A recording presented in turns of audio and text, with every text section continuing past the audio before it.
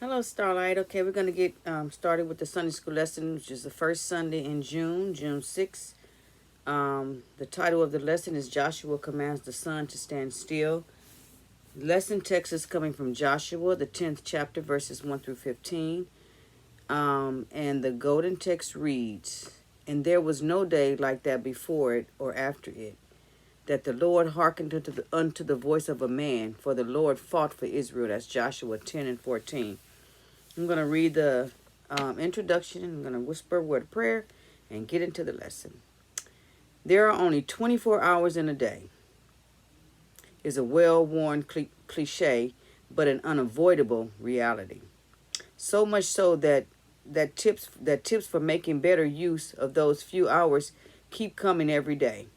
But another unavoidable reality is that sometimes multiple demands and responsibilities simply make it impossible to get everything done that needs to be done in the allotted time. That is when we wish we could extend the day by at least a few hours. I know I do. I'm like, God, I need just a few more hours. Just a few, not enough hours in a day. As incredible as it may seem, there was one time in history when this wish was granted. Of course, it was not actually a wish, but rather a heartfelt prayer of faith. In an astonishing answer to that prayer, more time was given because the job that needed to get finished was crucial for the mission set before God's people, that of taking and possessing the promised land. I'm going to whisper a word of prayer. Thank you, Lord God, for this day. Thank you for blessing us to see another day which we've never seen, and a day which we will never see again. I pray that we make the best of this day to bring glory to your name, Lord God. I pray that this lesson helps each and every one of us that hears, that we take it to heart, God, and listen to what you are trying to say to us, Lord God. Now may the words of my mouth and the meditation of my heart be acceptable in thy sight, O Lord, my strength and my redeemer. In Jesus' name I pray. Okay, we have three outlines. The first outline is the threat, which is Joshua 10, 1 through 5. And then we have the response. Second outline, Joshua 10, 6 through 11. And the third final outline is total victory. That's Joshua 10, 12 through 15. I'm going to do probably a lot of reading today. It's because it's a lot of scriptures. And some of these words I might not be able to pronounce, but some of these names, they kind of tough, but I'm gonna do the best I can. I'm gonna read the scriptures, and then I'm gonna do something a little different, and I'm gonna kind of give you a little outline of the golden text, kind of break it down. Okay, now it came to pass when Adonizedek, king of Jerusalem, had heard how Joshua had taken Ai and had utterly destroyed it, as he had done to Jericho and her king, so he had done to Ai and her king, and how the inhabitants of Gibeon had made peace with Israel and were among them.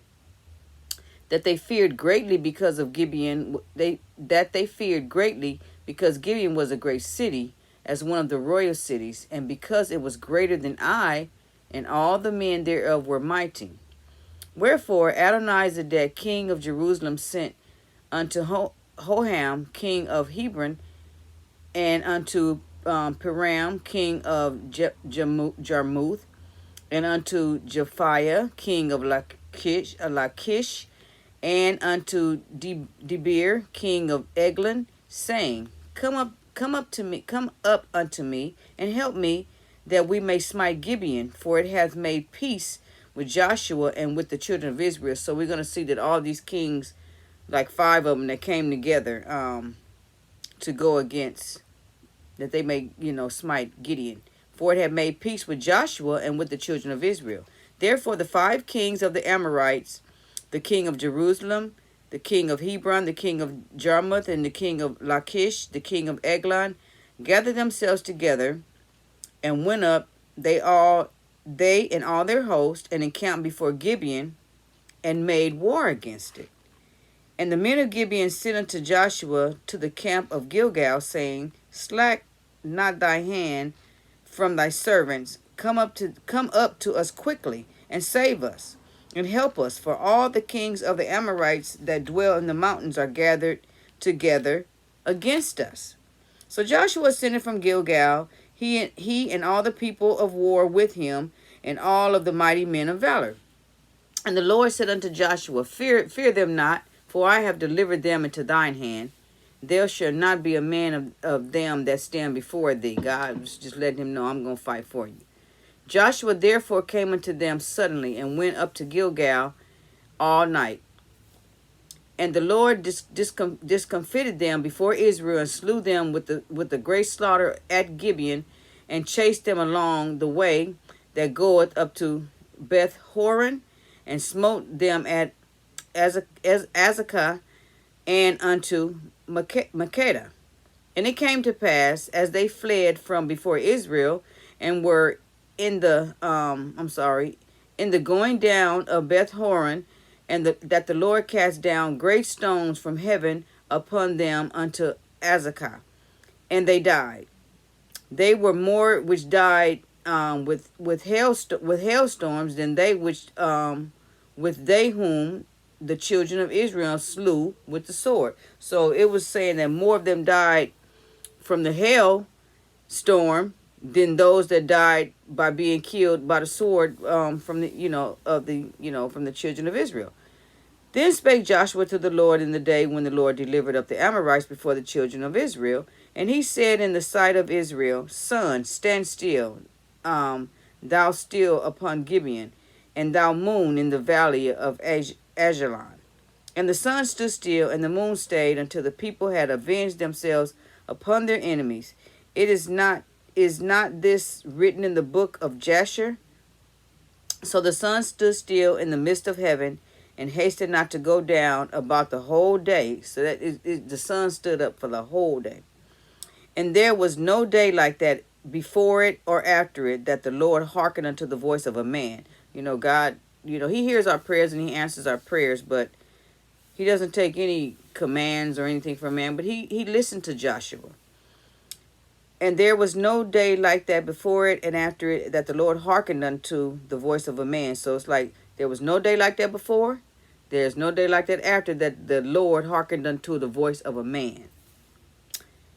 For the Lord fought for Israel. And Joshua returned, and all Israel with him, unto the camp to Gilgal. Now I'm going to read the golden text again, and then I'm going to go over and read the golden text. Read it, where it explains it.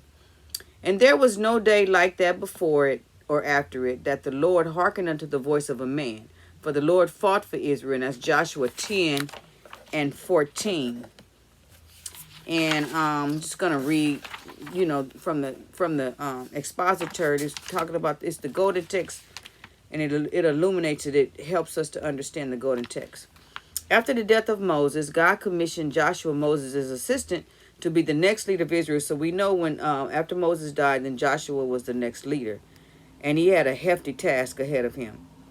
He was supposed to bring the people of Israel to the land that God had promised to give them.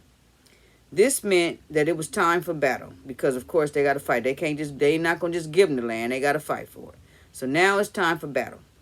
But before the Israelites could live in their new land, they would have to drive out the current inhabitants. So those that were living there, they had to drive them out in order for them to live in the land.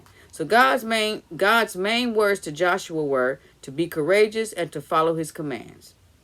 If the Israelites did this, then they would successfully drive out the people living in the promised land. The people of Israel, they experienced success when they abided by the law. So when you abide by the law, you experience success. And they felt the sting of tragedy of discipline. They felt the sting of tragedy when they refused to obey God. So it was a tragedy and discipline when they disobeyed. When they were following the Lord's commands, they saw the walls of Jericho fall before them, and the waters of the Jordan River pile up in a heap to allow them to cross. But when just one man disobeyed, they lost bitterly in battle, and had to exercise discipline upon him and turn back to the Lord. Knowing this history, Joshua took God at his word that he would be with him wherever he went. And that's one thing we can understand, is that wherever we go, God is with us. So if we got to fight our battles, God is with us. We have to be obedient to God's word and understand that God is going to be with us to help us fight our battles. The battle is not yours. The battle is not mine. It belongs to the Lord. So just know, just be obedient like Joshua did. He trusted God. He listened to God. And he obeyed God. And so he knew that God was with him. And God told him that he would be with him. Joshua saw the Lord work in amazing ways, and by the time 5 kings in nearby cities waged war against Israel, he had the confidence to ask God for a massive favor. He asked him for a massive favor. Joshua 10 portrays a spectacular Joshua 10 portrays the spectacular means God used to intervene for his people because Joshua trusted in his promises. So this is what God did. God intervened for the people because Joshua trusted in his promises. So their leader trusted in his promises. We have a leader that trusts in God's promises, and he preaches and teaches us all the time to trust in the Lord. So we need to follow our leader as he follows God and trust in his promises. And so we have to listen to him and where he tells us to go, where God leads us, but we have to be obedient to God's word. Although the explanation of what happened during this battle is widely debated, the message of the passage is clear when it comes to God's response to Joshua's request. Joshua had the faith to ask for a lengthened day so his army could be more successful in the battle. The Lord heard his cry for help, and he gave the Israelites just what they needed. He rewarded Joshua's faith and courage. So see, we got to have faith and courage. God rewards that. We have to be obedient. We have to believe God at his word. So with faith and courage, God will provide, what we need. He came through on his promises and was there for them. It is important to pay attention to the fact that Joshua is not commended here for his strength and valor or for being a military leader who led his people to victory in battle. The golden text says that it was a day like no other. When Joshua called upon the Lord, God listened and fought for his people in a particular spectacular way. God even added to Joshua's request, sending down hailstones upon their enemies, which killed more of their opponents than the Israelites did with the sword. Then, when they killed themselves, can you imagine God using the power, the forces of a hailstorm to kill more people? And look at the mighty God we serve. When God told his people that he would be there for them and fight for them, he meant it. When God tells us that he will be there for us and fight for us, he means it. Like I said, the battle is not yours. The battle is not mine. It belongs to the Lord. So when God told his people that he would be there for them and fight for them, he meant that. And that's exactly what he means for us. If God tells us he will be there for us and fight for us, just believe that. We have to trust God at his word. Joshua's faith and courage go hand in hand in this passage. His courage was not based on his own strength. It was not. His courage was not based on what he felt he could do. His courage was based on what he knew God could do and what he saw God do. Joshua was courageous because he knew the omnipotent Lord of all was the one who would fight for him and his people. He was courageous enough to give such a massive request in front of all of Israel because he had faith that God would do what it would take to give him success against his enemies. So he did this in front of the Israelites, knowing that God was going to do what he had asked him to do because he saw God work. He know God work. He believes God. And he trusts God. And he know God is a man of his word. God is a man of his word. We have to trust God. God's faithfulness is not locked up in the past. Believers today can look back upon this miracle and know that they serve a God who comes through on his promises. So we know that God comes through on his promises, and we can trust God and believe God at his word. So we're going to, I'm not going to be too much longer. I'm just going to just go through the lesson, which is the first outline, the threat, Joshua 10, 1 through 5. And I'm going to start off with this outline. One of the most disputed elements of the Bible is its many claims of miraculous events. Because, of course, a lot of people don't believe a lot of things that the Bible, a lot of the miraculous events, like such as the parting of the Red Sea. People on the outside looking in that don't know the Lord, that don't believe God, don't believe in God, they look at that like, yeah, right, they're not going to believe it. Well, they don't know the God that we serve. So we know that there are a lot of claims that people don't believe the miraculous events of the Bible, but we know that they are true. It is becoming more and more commonplace to reject the miraculous because scientific research cannot substantiate it. Because they go on like science. They more on science than Bible. You know, the Big Bang Theory, boom, everything just became into existence instead of God creating the earth, the world. Instead of it being that way, they want to go ahead and just look at it like man does everything, but we know God does everything. Christians believe, however, that the Bible is accurate in all that it proclaims. Exactly. We believe, I know I do, believe that the Bible is accurate in all that it claims. All that it proclaims. While many today scoff at the Bible, they do. Many scoff at the Bible, claiming it is the anti-intellectual to believe what it says. It is not difficult at all for those who believe God exists and love him. It's not. For those who believe God exists and love him, it's not difficult for us to believe that. But for people that don't love God, they don't know him. They don't love him. They don't know him. They don't want to know him. So of course they think to them it's foolishness. They don't want to believe. But there's going to come a day when every knee shall bow and every tongue confess. Even those that don't want to believe now, you might not bow now, but you're going to bow later. It is not difficult for all those who believe God exists and love him with all their hearts. In this week's lesson, we will study a truly miraculous event that occurred in real history.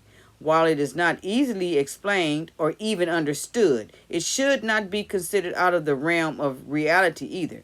God can do all things, and he is not required to provide an explanation to any human beings. He is not. He don't owe us anything. He doesn't owe us an explanation. His word is there. All we can do is study his word, trust his word, and just stand on it. You know, he doesn't owe anybody any explanation.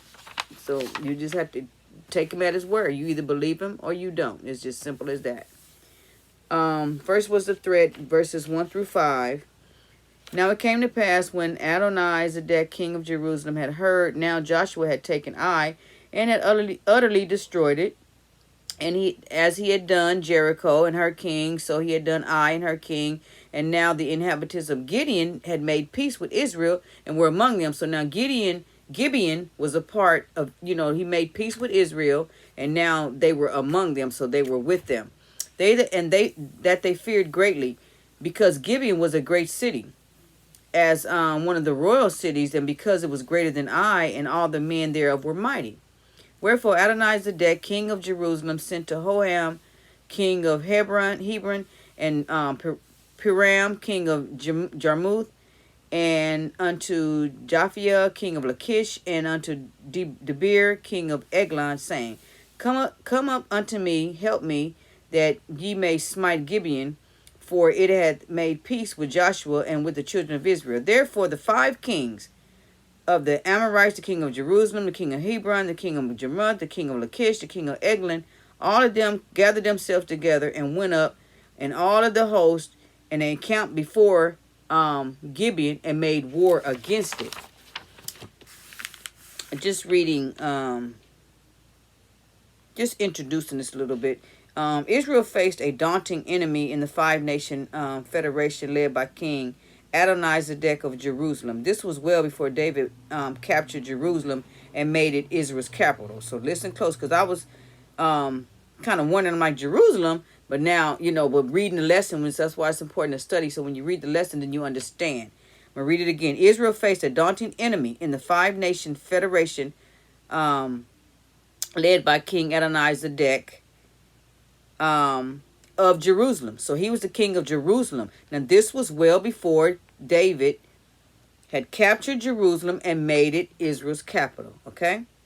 So Jerusalem, in Joshua's time, the Israelites had just entered Canaan in their effort to take possession of the land that God had promised them. Jerusalem, we know, was a pagan city led by a king who did not worship God. Okay? At that time, Jerusalem was a pagan city led by a king who did not worship God. Or respect God's people. In a marvelous display of authority over natural forces and events, God delivered Israel and Gibeon, giving them a thorough victory that they would not have had on their own. They wouldn't have had it on their own. Without God, they would not have had that victory. The 5 kings attacked Gibeon, which is verses 1 through 5. Chapter 10. When the people of Gibeon heard that God had delivered the Israelites from Egypt and given them victory at Jericho and Ai, they devised a clever scheme that brought them under Israel's protection. Word spread throughout Canaan about the exploits God had done for Israel, and rival kings and the rival kings had certainly taken notice. So Adonizedek, king of Jerusalem, he knew he could not take Israel by himself. So he had to go get some forces. So that's when he got the other 4 kings so they can come together and go against Israel. But we know what happened. God intervened. God helped. God did it. And of course, a lot of them died. We know that 5 Amorite kings came together and laid siege to Gibeon and threatened to overthrow it in order to reestablish the dominance of that region. So now I'm going to go to the second outline, which is Joshua 10th chapter 6 through 11. And it reads, And the men of Gibeon sent unto Joshua to camp at Gilgal, saying, Slack not thy hand from thy servants. Come up to us quickly and save us and help us. For all the kings of the Amorites that dwell in the mountains are gathered together against us. So here the men of Gibeon, they sent unto Joshua. So they asked Joshua, can you come and help us? Because, these 5 kings are coming against us, and they coming to lay hands on, they coming to get us. And so he said, come help us, come save us. So Joshua ascended from Gilgal, and all the people of war with him, and all the mighty men of valor. And the Lord said unto Joshua, don't fear them, don't be afraid of them. He said, for I have delivered them into thy hand. There shall not one of those men stand before thee, not one of them. Joshua therefore came unto them suddenly, and went up from Gilgal all night. And the Lord discomfited them before Israel, and slew them with a great slaughter at Gibeon, and chased them along the way that goeth up to Beth Horon, and smote them to Azekah, and unto Makkedah. And it came to pass, as they fled before Israel, and were in the going down of Beth Horon, and the Lord cast down great stones from heaven upon them. That was the hail. That was the hail that killed them. There were more which died from the hailstorm than those that would die from the hands that the Israelites had killed with the sword. The Gibeonites sent word to Joshua, who was encamped at Gilgal, and called him to come to their aid immediately. Joshua responded by leading his fighting men to Gibeon. So Joshua went to help fight, and the Lord, of course, stepped in, fought for them, sent down hail from heaven, and he killed the men, which was, like he said, more men than Israel killed, with their own hands. The total victory. So we had the threat. The threat was those 5 kings coming up against Gibeon. That was the threat. Then we had the response when they asked Joshua to help. Joshua responded. Well, actually, Joshua responded, and then also God, of course, helped them intervened and helped win. So now we have the total victory, which is Joshua 10th chapter 12 through 15. Then spake Joshua to the Lord in the day when the Lord delivered up the Amorites before the children of Israel. And he said in the sight of the Lord, of Israel, Sun, stand thou still upon Gibeon, and thou moon in the valley of Ajalon. And the sun stood still, and the moon stayed until the people avenged themselves upon their enemies. It is not written in the book of Jasher. No, I'm sorry. Is not this written in the book of Jasher? So the sun stood still in the midst of heaven, and hasted not to go down the whole day. And we know that Joshua couldn't cause that to happen. That's something that we don't have control of. We can't just look up and say, sun, stand still, and moon, don't move. You sun, stay there for 24 hours. And we can't do that. Only God can do that. But Joshua had enough faith in God that he called on God and asked God to help them. And therefore there was no day like that before it or after it that the Lord hearkened unto a voice of a man. For the Lord fought for Israel, and Joshua returned, and all of Israel with him. So they were cool. Israel came back safe, and they returned unto the camp to Gilgal. The final outline, verses 12 through 15. What happens next is one of the most remarkable events in all of human history. Joshua commanded the sun and the moon to stand still so the Israelites would have more daylight to fight. That's what they needed. They needed more daylight to fight and secure a complete victory over their enemies. Joshua's command came only after he spoke to the Lord, and God listened to Joshua and answered his prayer exactly as he requested. I know a lot of times, when they the Bible, I'll say us or people or Christians or whoever, they always say, just ask God. If you pray, God will give you what you ask for. Well, yeah, God will answer prayer. It depends on what it is you're asking. If it's according to God's will, God still will give you an answer no matter what. A lot of times we go through things in life and we figure we pray, but God is just not answering me. God is not hearing me. The thing is, it's not that God is not here. He definitely hears you and he definitely answers you.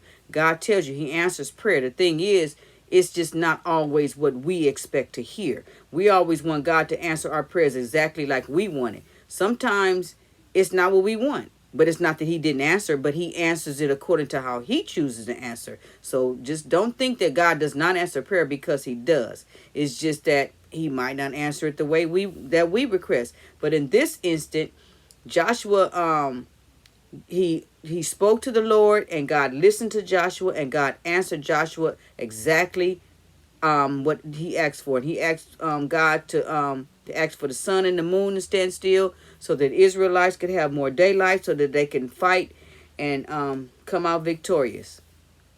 The sun and the moon stood still for a day. And the author remarks that there had never been a day like that before, and it's never been a day since that. The passage is one of the most challenged accounts in all of the Bible, and Christian responses are varied over the years. Christian responses have varied over the years. Space does not allow a full critique or analysis of those responses here. But Christians should not feel compelled to conjure a natural explanation for a supernatural event. We look weak and foolish when we try to explain God's supernatural works by offering ideas, and we do, because we try to explain to people that don't want to believe, and we try to offer up our ideals of what it actually really is, but we can't. All we can do is say God works miracles. Our God is an awesome God that works, that has miraculous power, and that's all we can do. What he does is what he does, and he does it best. And so, but offering those ideas, it just doesn't. It's just something for people to argue about. To many critics of the Bible, it is tempting to write off the description of what happened on this day as merely poetic. To do that shows a basic misunderstanding of poetry. Hebrew poetry especially is filled with descriptions that are meant to be taken literally. That are meant to be taken literally. They may be added symbolism, but that in no way eliminates the underlying reality of what is described. We should be content with trusting that God's word is true, even if science cannot explain it. Exactly. If science cannot explain it, we still need to trust God's word and know that it's true. God is sovereign over his creation. God created all. He knows all. God is sovereign, and we just have to trust him at his word. And he is certainly powerful enough and within his rights to supernaturally intervene in natural events to accomplish his will. It's a lot of things that a lot of people don't want to believe, but I always tell people, if you can believe that God can create a man fully grown, you can't believe other things that God does. How can you not believe that? And if God can create a world out of nothing, then how can you not believe that God can do the miraculous? There is no reason for Christians to doubt the validity of this account.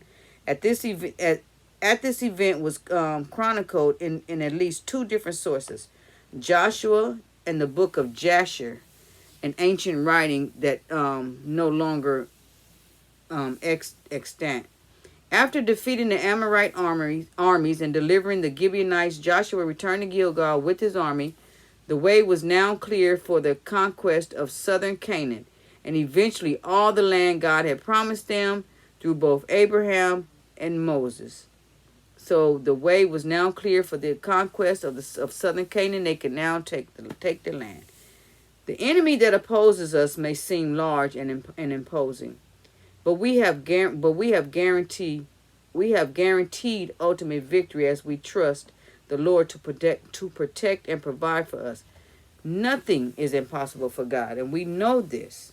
Nothing is impossible for God. So we know that what Joshua asked God to do, we know that, of course, that sounds impossible, but nothing is impossible with God. Nothing.